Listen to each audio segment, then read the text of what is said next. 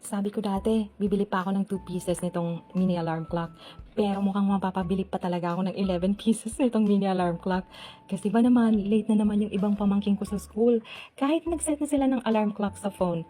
Sa bagay, maintindihan mo naman kasi Vermonts, malamig ang panahon, masarap matulog. O di ba kahit nga tayong mga matatanda, ganado ding matulog at paminsan nalilate din sa umaga sa pagising. So, perfect gift to sa mga pamangking kong sobrang ganadong matulog.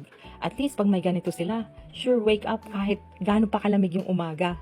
Maliit lang to guys, di pala siya 1.5 inch. I-measure natin.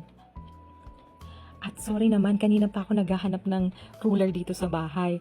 Kahit mga bata dito sabi, they don't use ruler anymore. As in, wag lang nag-ruler dito sa bahay.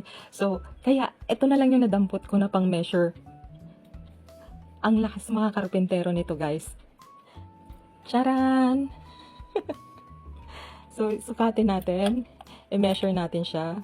So, it's about 2.1 or 2.2 inches yung size nitong mini alarm clock.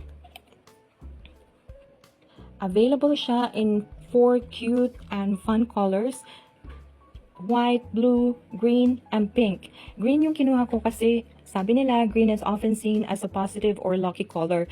I'm in sale, so alam niyo na, malakas ang tunog nito guys. Isang AA battery lang yung kailangan nyo. So ganito siya gamitin. Kailangan mo lang itoggle yung switch para ma-on yung alarm feature niya. And then dito ina-adjust yung pag-set ng alarm. And then dito naman yung sa time.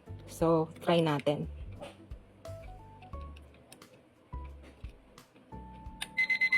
O diba? Sobrang lakas. Ewan ko na lang talaga kung di pa sila magising dito. Sobrang dali lang gamitin ito. Kahit mga bata, kayang-kayang i-operate to. Ito yung battery slot. So wala akong kuko. Medyo mahirap siya para sa akin tanggalin. Ayan. So isang AA battery lang yung kailangan. Kayang-kayang gamitin to ng mga bata. At matitrain pa sila dito kung paano yung everyday nagigising ng maaga. At super affordable pa ito guys. 40 pesos plus lang. Kaya kung naghahanap ka ng affordable na gift ngayong darating na Pasko, ito yung ibigay mo. Sabi nga nila, it's the thought that counts guys. And kindness and thoughtfulness matter more than how expensive or perfect a gift is.